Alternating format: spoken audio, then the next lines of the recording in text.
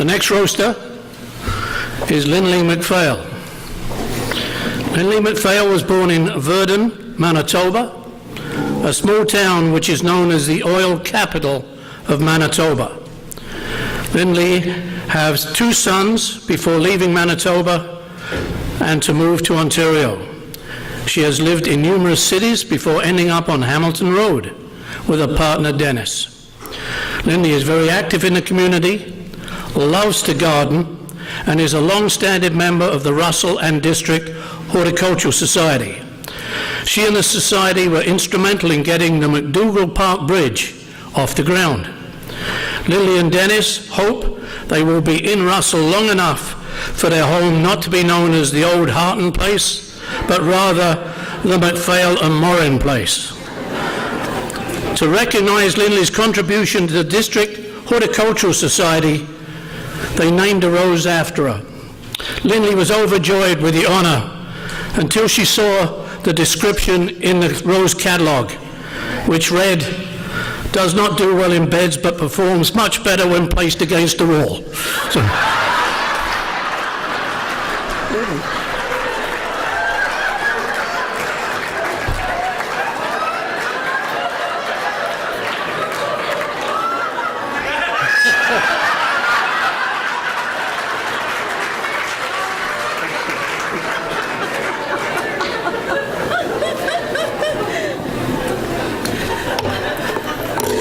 I feel I should curtsy, Connie, if I get down and can't get up. Will you help me? I'll help you.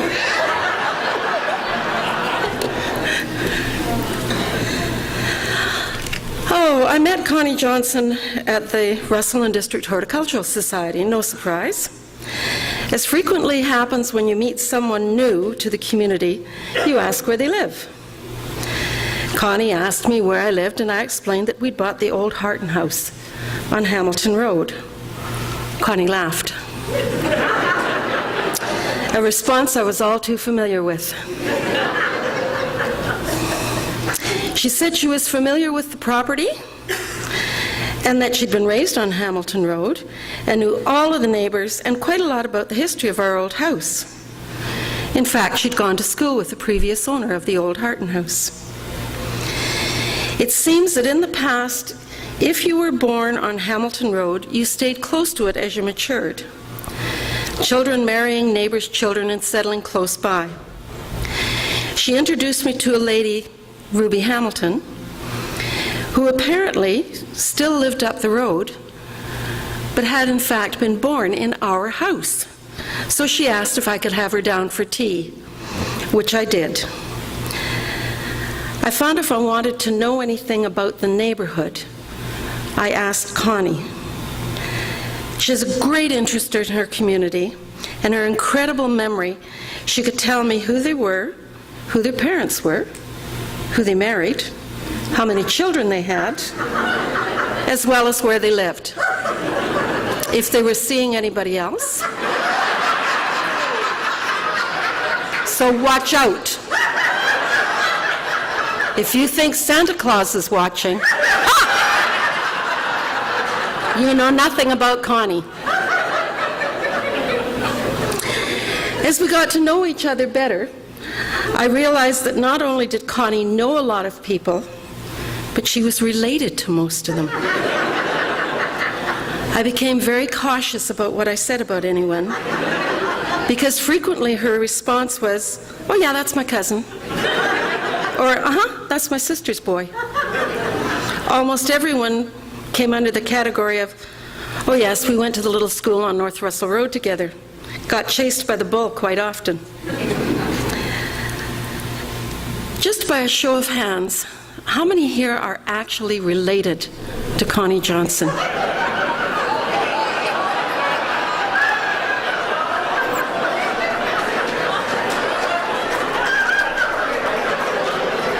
That's pretty much what I figured.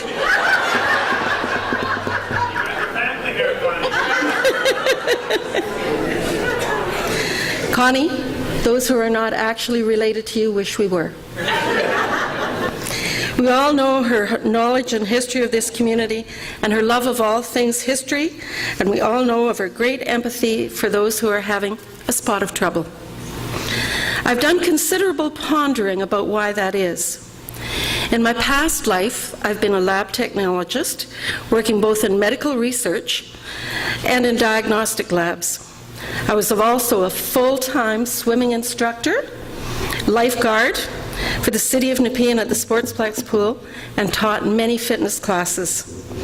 With my background, Dr. Jerry, I have more than a little knowledge about the human body and health. Of course, we all know that a little knowledge is a dangerous thing. But I do feel completely qualified to tell you that I have discovered the reason that Connie is as she is. Looking at her symptoms, first of all, empathy for anyone in trouble. This empathy being at its highest level and multiplied drastically if there are children involved. An unshakable resolve to do whatever she can to alleviate their problems. And a will to work unceasingly and into the wee hours of the morning, hours I have only heard actually exist. I grabbed my anatomy coloring book and started reading through my medical encyclopedia and have come up with some startling conclusions. All of this emotion seems to come from Connie's heart. The human heart is about the size of your fist. If you take a look at that, and it rests in the left upper quadrant of your chest. Now, the doctors say it's a pump, and according to some called medical professionals, it has nothing to do with emotions. We all know that's not true. They have completely forgotten to mention anything about emotions and think it simply moves the blood around the body. I did learn that anything connected to the heart is referred to as cardiac. Now we're really on to something here. The other clue I came up with was the size of the heart. Remember I told you it's supposed to be the size of your fist? I can't prove it, but I'm sure Connie's heart is much, much larger than that. It has to be, as she can't have all that love in something just the size of her fist.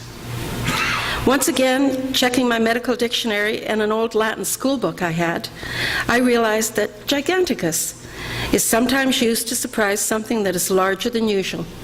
Mystery solved. Connie is blessed with cardiac giganticus.